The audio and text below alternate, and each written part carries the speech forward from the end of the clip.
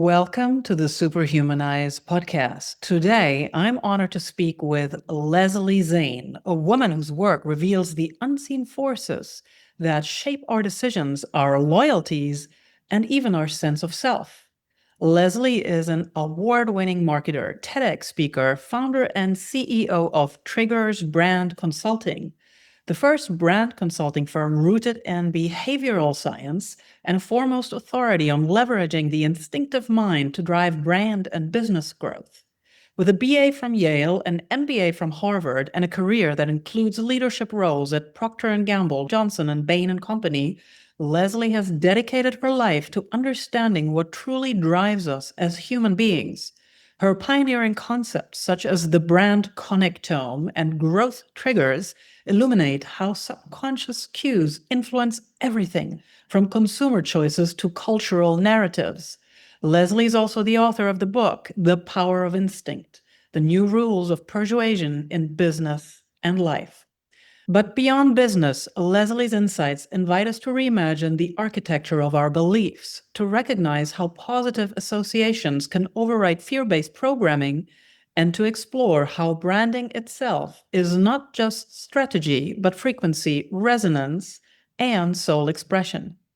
In today's conversation, we explore the hidden architecture of choice, how beliefs are formed at the intersection of identity and environment, and how each of us can leverage subconscious science to create deeper trust, authenticity, and transformation in our lives and in the world we shape. I can't wait to share this illuminating dialogue with you. Superhumanize. Accelerated evolution.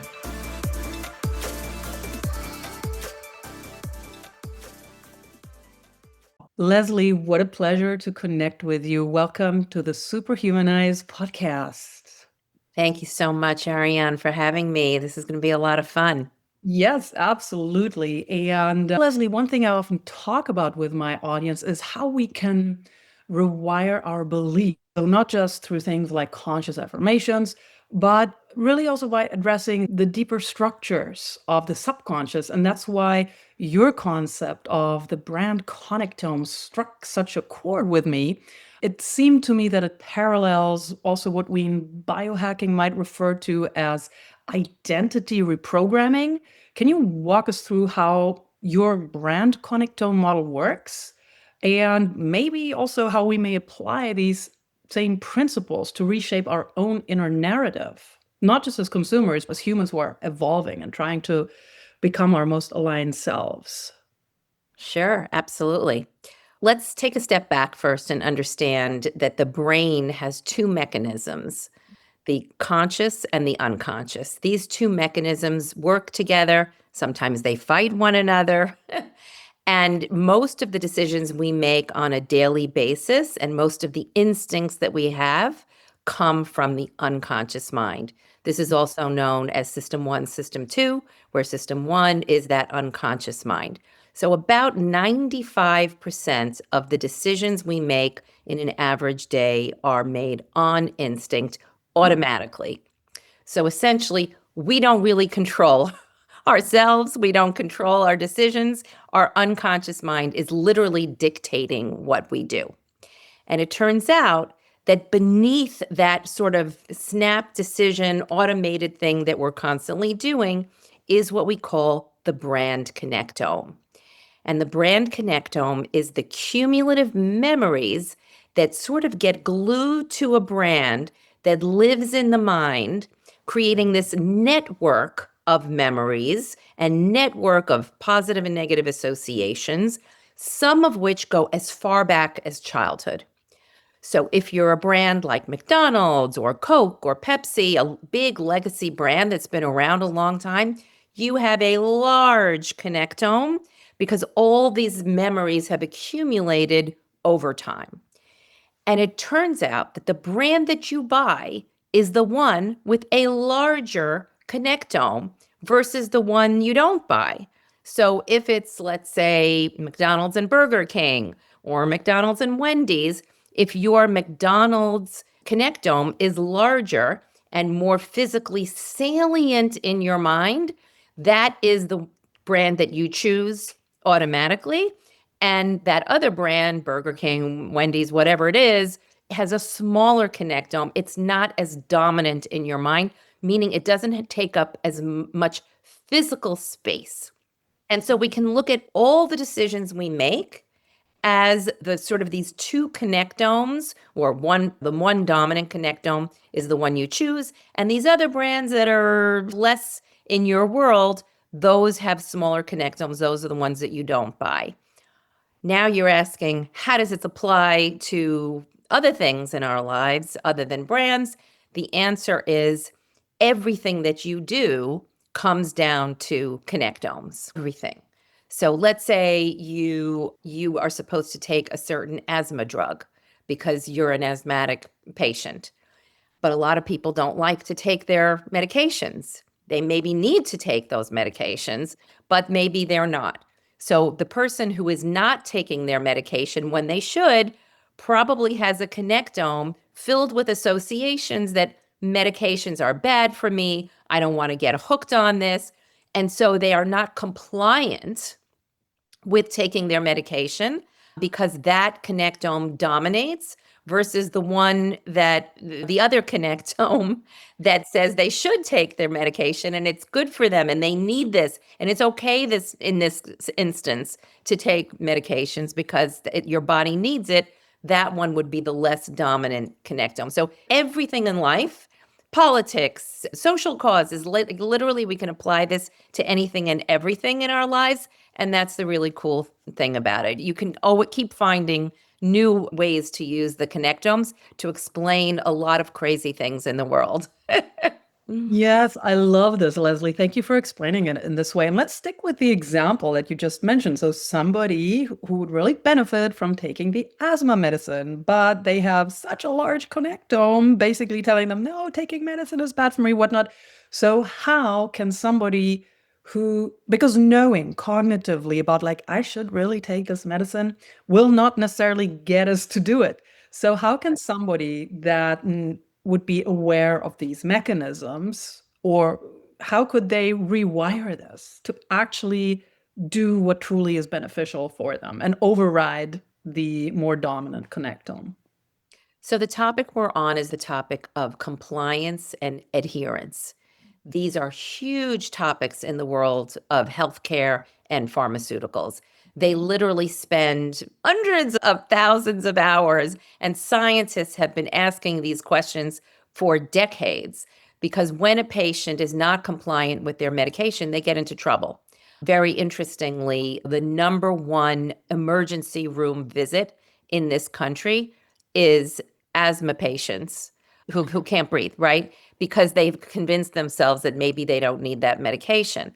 The question you're asking is, how can I circumvent this? And you've very accurately pointed out that if I just tell somebody you really should take your medicine, that's not going to work because it's going to go up against the conscious mind. And the thing about the conscious mind, that system 2 brain, is that it's very rigid, it's very resistant to change. It doesn't like to do what you tell it to do. And essentially, human beings are unpersuadable. Like, you know that from the last conversation you had with a relative over Thanksgiving about politics, right? Like, it probably didn't go so well. You come to blows because the conscious mind is rigid. But it turns out the instinctive mind is not. The instinctive mind, the unconscious mind, is much more malleable. And so, what we would need to do for that asthma patient is, instead of sending them tons of patient instructions and different alarms for them to put on their phone as to when they should take their medication, none of that is really going to work. But that's what many of the healthcare approaches use today, or still use today. What they would really need to do is start creating positive associations about that medication. And little by little, those positive associations about the medication, I'm making this up, maybe the drug came from a natural source, or maybe there are these influencers who are on the same medication, or maybe there are stories about people who are on this medication who've been able to basically almost operate as if they don't have asthma at all.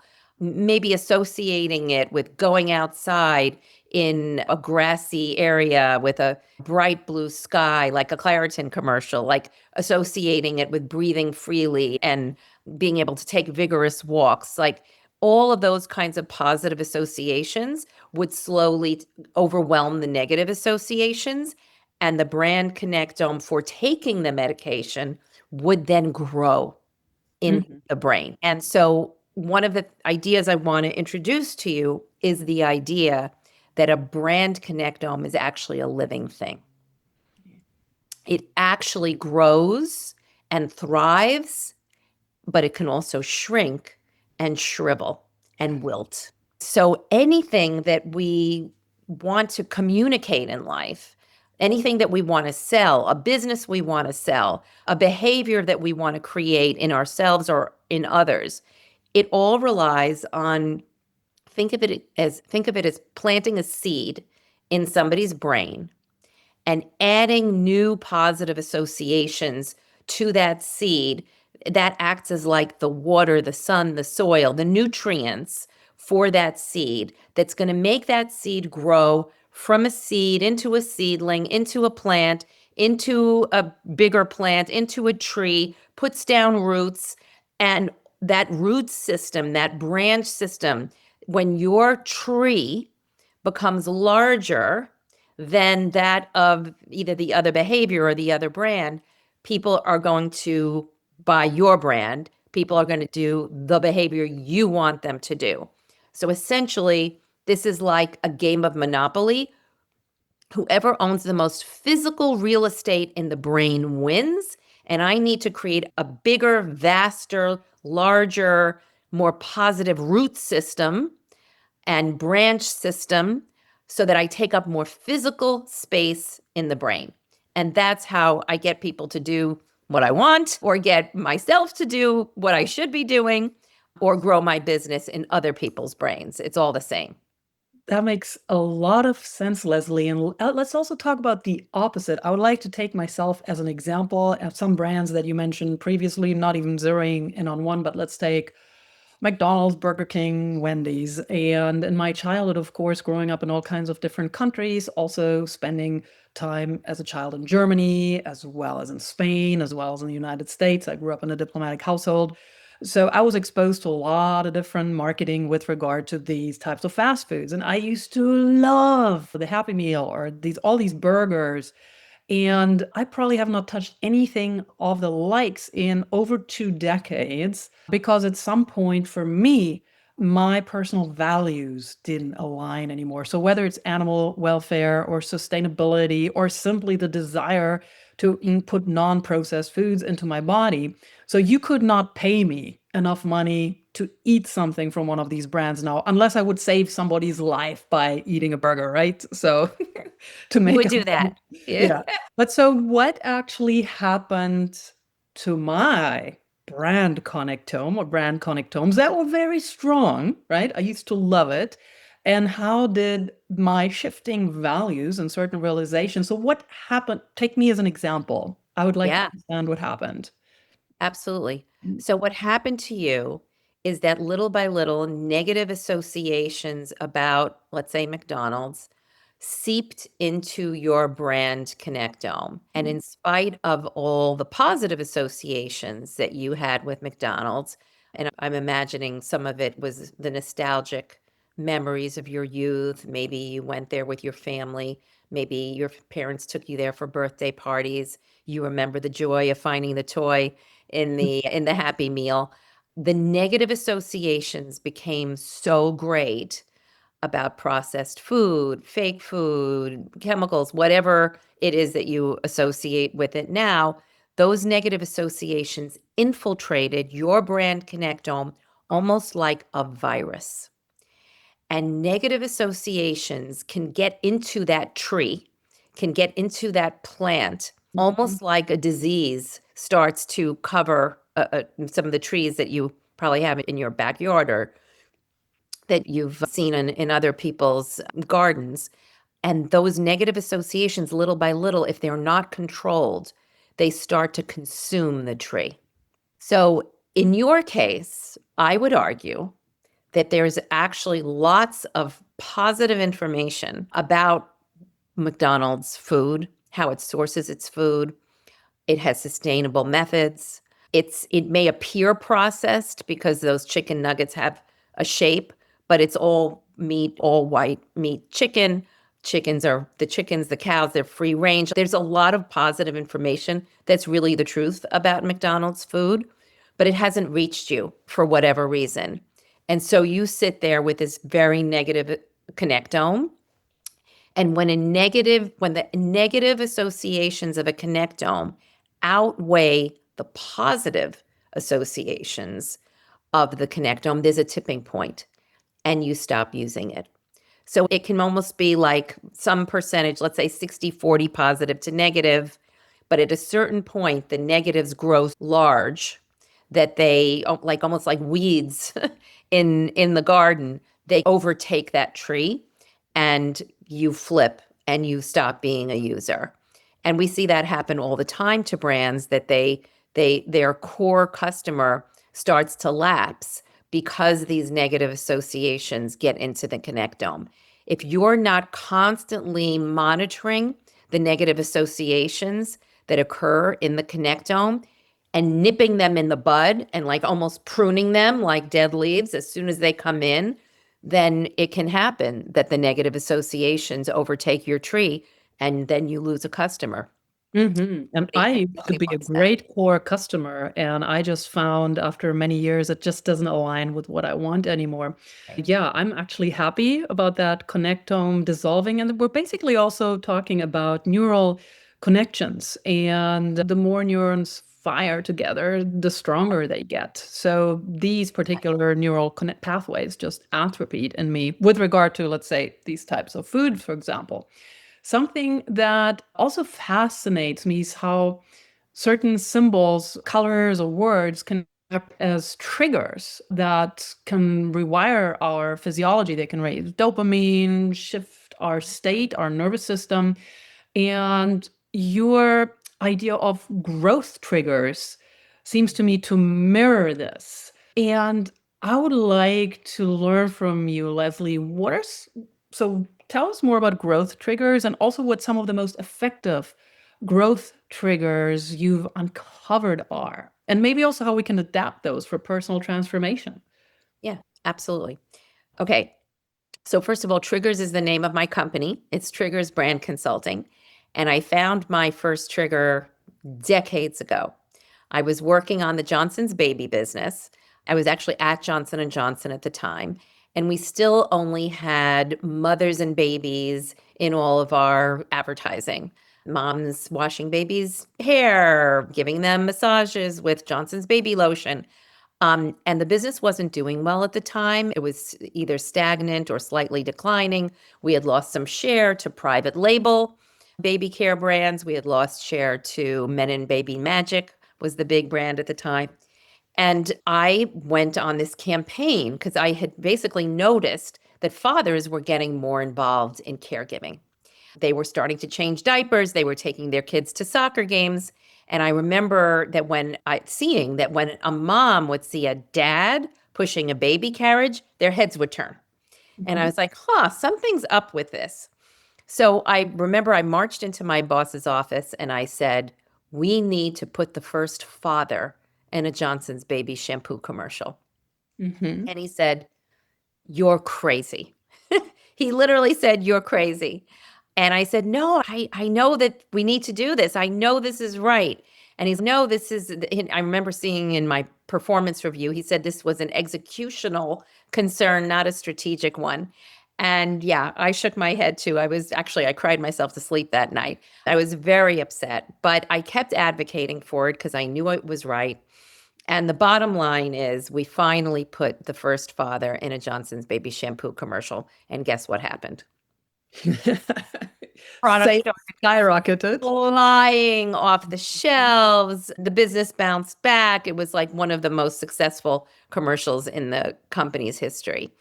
I had found my first trigger. Father taking care of baby, father washing baby's hair, father giving a baby a bath was a trigger. Whereas mom doing the same thing wasn't. Now, how fascinating is that? It's fascinating because father washing the baby's hair was basically packed with all these positive associations. This was a more progressive family. Dad is giving mom a break.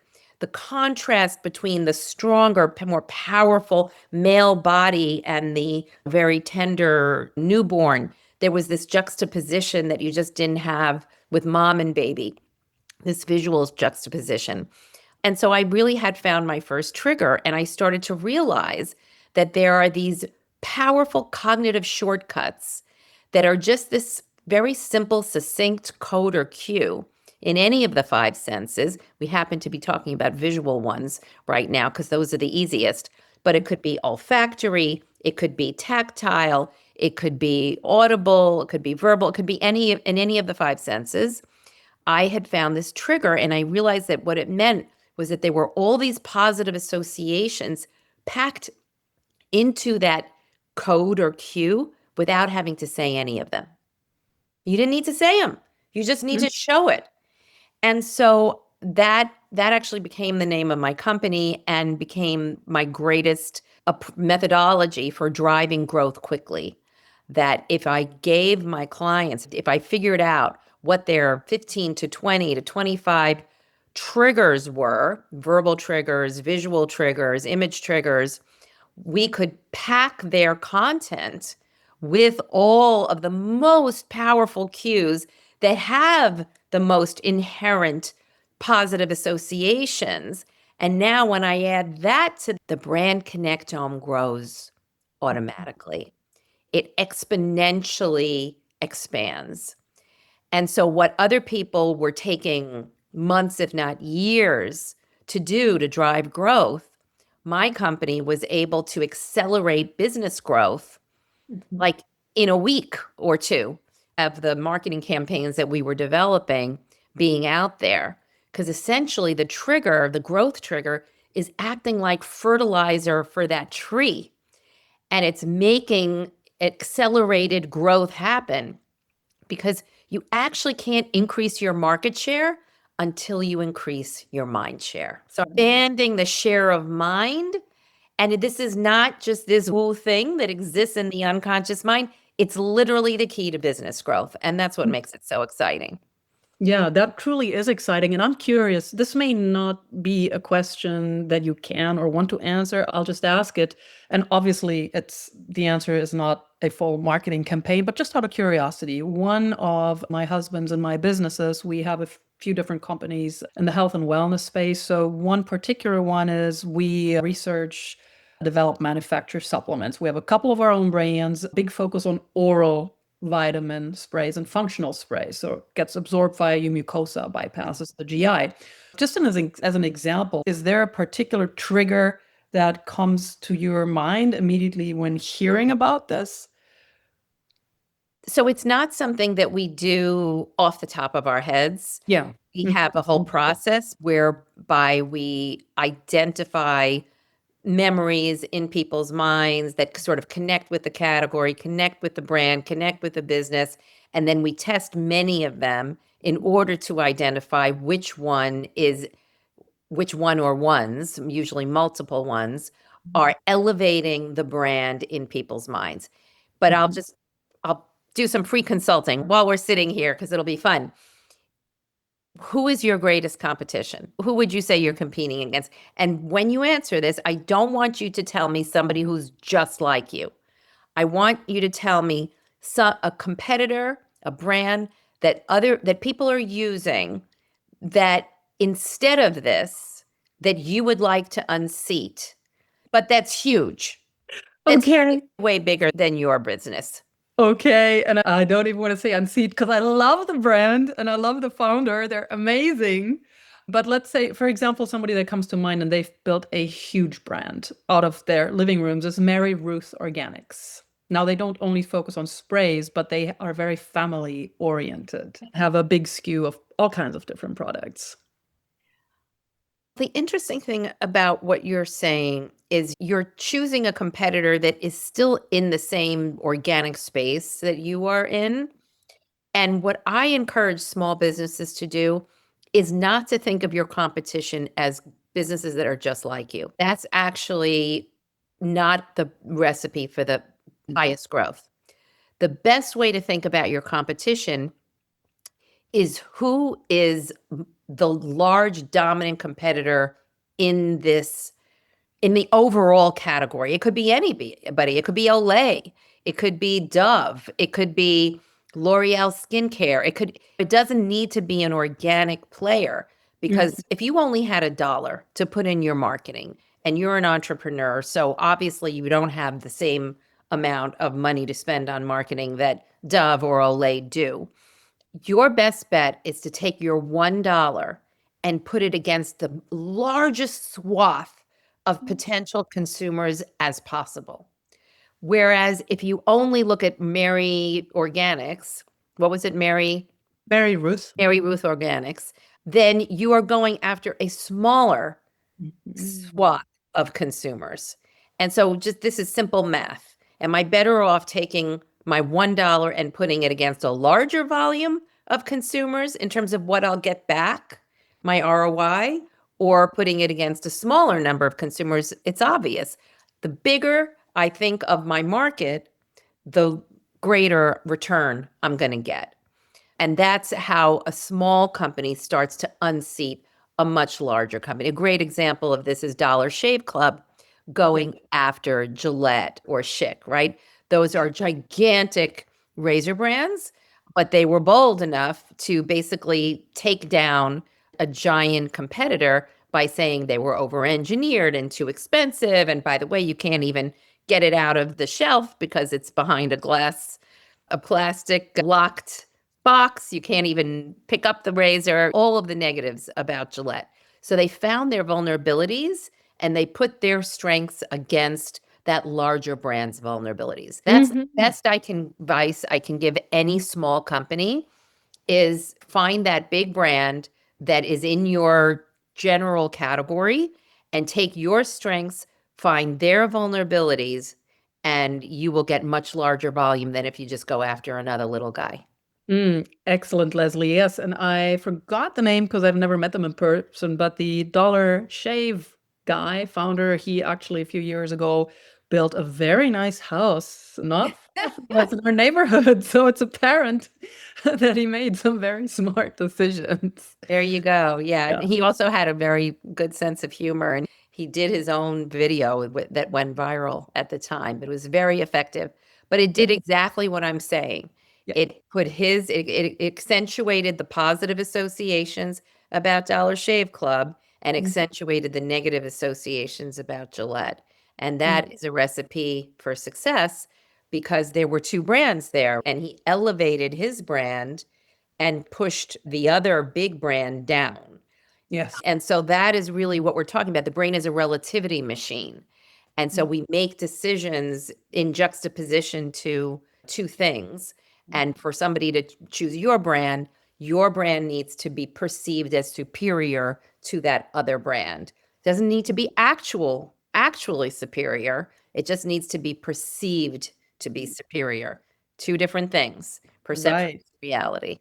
And so when we talk about positive and negative, and let's stick with negative, especially with regard to fear in our particular culture, fear often seems to be the default programming, whether it's media, when it bleeds, it leads, advertising, politics, it all thrives on keeping the subconscious in a reactive state. But you are pointing out something really radical in a sense that brands or even people who expand their network of positive associations can actually override this fear-based circuitry. And so what I would like to know from you is how can we as individuals protect or even recondition our subconscious from this manipulative type of messaging, this fear-based messaging?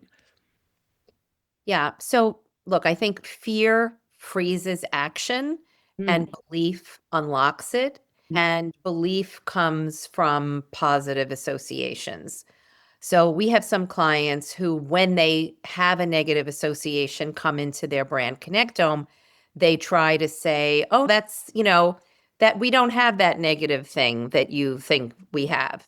And what we find every single time is that serves to reinforce the negative association because they're bringing up the negative again, right? And they're giving weight to it by saying, no, we don't have that negative thing. So let's say a food has a recall problem. If they say, no, really, our food is safe, that actually reminds the mind that there was a recall. So that is the opposite of what we need to do. What we need to do is let the memories of the negative thing fade and overwhelm the negative associations with positive ones. And so it works exactly the same way with the human mind, that if we stay very focused on all the negatives, whether it be something in our life that was a trauma or if it's something in politics that's negative, if we stay in this negative world, I really do think we're just going to make ourselves very sick as human beings. And even in this very polarized world today where we have people on opposite sides of the spectrum, I know people don't like to hear this, but really the best way to get out of a polarized society is to actually learn more about what the other side is saying. Because essentially what's happening is our connectomes are out of balance. And let's say you are, let's just make this up. Let's say you're a Democrat, and that which means you have a lot of positive associations about Democrats and probably negative associations about Republicans. What you would really need to do to get more in balance is to learn more about the Republican side and balance out your connectomes so that we stop not being able to talk to one another. And the Republican person needs to do the same thing in reverse because they have a more positive connectome for Republican and more negative for Democrat. And they need to learn more about the Democrat side and gain some of that positive understanding. But just staying in our echo chambers, in our respective echo chambers, all that really does is feed the negatives on both sides, and it prevents understanding and compromise, makes people more rigid, makes them, in many cases, unfortunately, more violent. It leads to very negative things. But again, it all comes back to connectome. And the more balanced your connectome is, with a more positive associations, the more you're open-minded and flexible and you can and say, oh, that's really interesting. I didn't think of it that way. The more we learn from people who are different from us, I think the better. Agreed wholeheartedly, Leslie. And I love how you veered into politics because, of course, that's also at the forefront of so many people's minds. And, me having grown up in a lot of different countries all across the world and also having European roots where political discourse or constructive arguments at the dinner table were just a normal thing within family, or even if you visited a friend's family. What I found very often here in the United States is this saying, I think it's like you don't talk religion or politics, Yes. where I find that so counterproductive. And I've experienced within my own American family, whom I love dearly, that when politics comes up, there's immediately, especially in these times, big stress reaction to it. Let's not talk about this. And so I agree completely with what you say that either sides, if we talk Democrat, Republican, it would benefit either side to open up and also understand some of the positive things about the other side in order to balance the connectomes again. How can you encounter a quite large part of the population, though, that isn't even willing initially to look at the other side because they have such a high stress response towards even the idea of talking politics? Yeah, no, that's the $64,000 question. Uh, I really do think that this idea of not talking about it mm, is again causing us then to just live with the perceptions that we already have. mm, It's literally cutting off learning and it's cutting off education. yeah. We've done research on a lot of research on politics, and what we've learned is that in many households today, parents are not even talking about politics with their children because they don't want to influence them. So they teach them about right and wrong and morality, but they feel that politics is a topic that they don't want to introduce at the dinner table. So it goes beyond even just with friends, but even people are not being raised with education about history, about like all of these things are intertwined and they really do need to be taught. I do think we're doing ourselves a terrible disservice by making this a taboo topic, which it should not be. We should be able to converse. I think the only approach to this is to model the right behavior. And for those people in the audience who are respected and who are role models to people in their communities and in their families, I think if they demonstrate, how do we have a political conversation without it getting heated? To ourselves, keep ourselves at a sort of a modicum of emotion and being able to just keep things very calm. Because the reason that people are having this very negative stress response that you're talking about is a fascinating thing. If I take two connectomes that are the mirror image of one another, so like I just described to you, the Democrat and the Republican connectome, right? The Democrats' connectome is going to be positive, a lot of positive associations about Democrats and very few negatives. Whereas the Republicans is going to be the reverse of that, right? A lot of negatives about Democrats and very few positives. So we're talking about mirror image connectomes. That's why they come to blows. And it turns out if I criticize your politics and you have a very extreme connectome, part of your brain that will light up is the part that feels pain. Mm. It literally feels when I am criticizing your politics that I am punching you or hurting you. The Uh-huh. same part of your body that feels pain lights up as if I were doing that when I'm not. I'm just saying, I don't like your politics or you're wrong or whatever. And so it explains why they have this incredibly stress oriented response, but it all stems from having a highly polarized connect. And the Mhm. only thing that we can do is balance out our connectomes, open ourselves up to more information. If you're a New York Times reader, go read the Wall Street Journal. If Yes. you're a Wall Street Journal reader, go read the New York Times. If you watch MSNBC, watch a little bit of Fox News. If you're a Fox News watcher, go watch a little bit of MSNBC. And maybe that's considered heretical, but I really think that is the answer to becoming a more compatible, collaborative, supportive society where everybody's point of view is welcome. And we should be learning machines. We should always be curious, intellectually curious about why people feel the way they do. And you can learn something from that. Yes, Leslie. Yes, 1,000 times yes. And I do not think what you said, what you suggested is heretic. I think it actually constitutes the nourishing soil of what it means to be a true patriot. To not just see your own, but to really see the whole and then make choices for you that are best for yourself, but without condemning the other. And of course, when the connectomes are extremely polarized, that plays into the hands of those who want to be able to easily manipulate and control. So the call to action is to each and every one of us to take the lead, to become sovereign again and support others in becoming sovereign within that aspect and others as well, because it's not going to be those in power who are going to do it for us. It's way too convenient for them the way it is right now. That's my take. So Totally. yeah.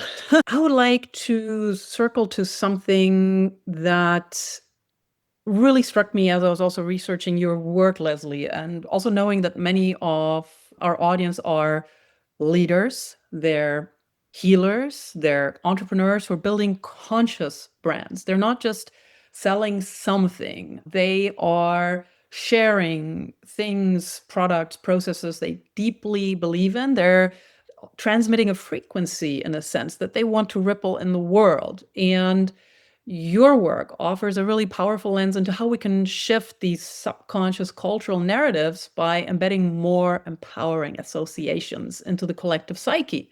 And So I'd like to know for myself, I consider myself a conscious entrepreneur as well, and also for those amongst the audience who are in that field, what does it take to change not just one mind, but a collective mindset, especially around sensitive topics? We just spoke about politics, but let's, topics aging, race, or gender. And how can those who are building conscious brands use your work to be part of that shift? Great question. So I think that people who have, and when you say conscious brands, I think what we mean are socially conscious brands, not the conscious as in conscious, unconscious, right? Yes. We talked about conscious, unconscious earlier. But what you're talking about is brands that have this extra dimension to it that not all brands have. And I think people who are developing and is trying to grow those kinds of brands, those kinds of leaders have really a tremendous competitive advantage because beyond just the products and packaging themselves, or maybe it's a service, it doesn't matter really what it is, product or service, they're selling values. They're selling a philosophy. And I think that having a philosophy, having values that go along with your product line, let's just call it a product line for now because it's easier, is an adds more positive associations than if you just had the products in the packaging and you were selling them from your website or selling them in the store. So it is extra additional positive associations that can enable you to have a larger brand connectome because you have now more touch points in the mind than if I'm just a brand name, a logo, and a product that does something. Now, that's the good part. Now I'm going to tell you the downside. The downside is that some leaders who have socially conscious brands over rely on the values and the socially conscious dimensions and try to tell people that they should buy the brand or the business or the products because of that. And that, as it turns out, is upside down marketing.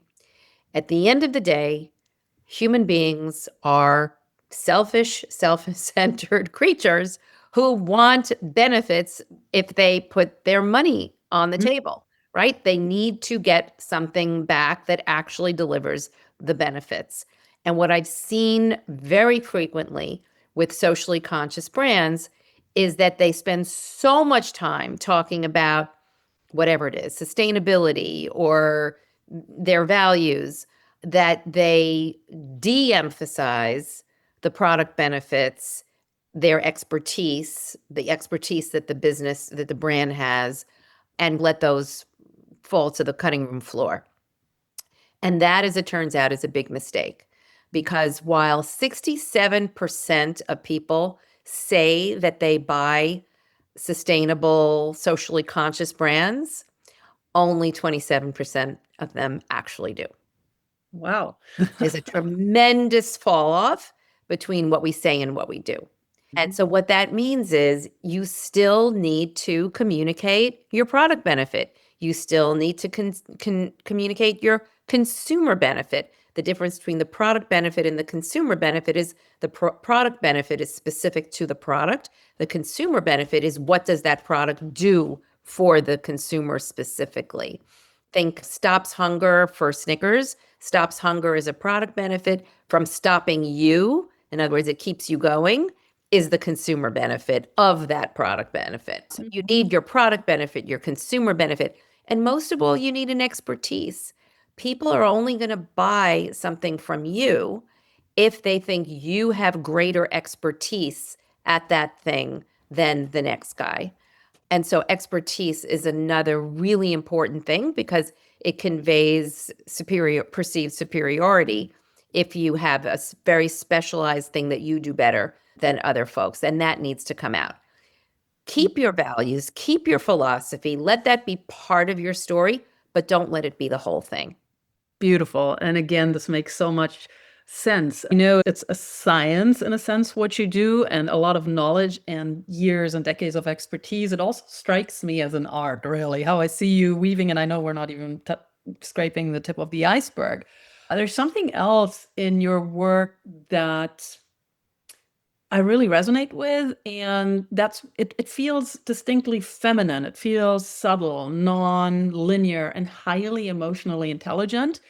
And while the industry often, I feel, glorifies disruption or dominance, to me it came across as if your lens is more about attraction, amplification, and resonance. And I know that this likely speaks to many women in the audience who are also redefining success and how they build their businesses on their own terms. And with regard to this, Leslie, how can branding and business evolve by embracing more of this feminine, instinctive intelligence? It's a great question. I think that power doesn't have to push, it can pull. And that is essentially my whole approach. Like, we have been marketing through the conscious mind for decades, barraging people with messages and pounding people with coupons and discounts and buy one, get one free. And all of this is this push kind of approach that, again, confronts the conscious mind. And what my whole philosophy is about, growth triggers, instinctive marketing, it's about basically collaborating with what already exists in the mind, glomming on new information about what you want to sell, whatever it is you want to sell or promote. It could be, again, anything from a product to a social cause. Connect with what already exists in people's minds and glue your messaging to that, because what already exists in people's minds is their memories. And when you glom your messaging onto that, it goes into people's brains more easily without conflict, without confrontation. And so we really are talking about a softer approach, but the fascinating thing is that softer approach actually works faster and more easily because the instinctive mind is more malleable, and you're bypassing that rigid conscious mind to tap into people's memories that already exist. So it's very, I think masculine versus feminine is not a bad way to describe it. I don't usually talk about it that way because a lot of my clients are, they're about half men and half women. But I think you're right. It is a little bit more of a feminine frequency because it requires being very aware of the nuances. And women just tend to be pretty good at that. Although some of my best clients are men. So I don't know. I think it just means that the people who are aware of subtlety and who are tuned to nuances, and also our best clients are visionaries, people who realize that the old way of marketing is just not working and there's a better way. And this instinctive mind, it's the future of marketing. It's how we make decisions. It's literally how everything in the world works in terms of the decisions that we make, the behaviors that we do. And I just really feel that companies that don't take this approach are going to be left behind. Great closing words to a really fascinating conversation, Leslie. I had a feeling it would be, and I could talk to you for hours because, again, to pick your brilliant brain and to learn from your vast expertise, this is truly rewarding for me. For people who would like to learn more about with you or connect with you, where can they find you? Let's start with my book, which I wrote last year. It's available on Amazon. It's called The Power of Instinct: The New Rules of Persuasion in Business and Life. And business and life is really what you're talking about, Ariane, all day long. So you'll get tips in both of those areas from the book. And then they can link with me on LinkedIn. I'm there. And I love meeting new people. So that would be my pleasure. Excellent. And we'll make sure to put all of this in the show notes as well. Leslie, again, what a pleasure. Much gratitude to you for making time for us today. Same here. It's been a pleasure chatting with you. You have great instincts, Ariane, because I think you're already on your path. You already know a lot of this intuitively. So it's been really a particular pleasure to chat with you today. Received. Thank you so much, Leslie. Superhumanize. Accelerated evolution.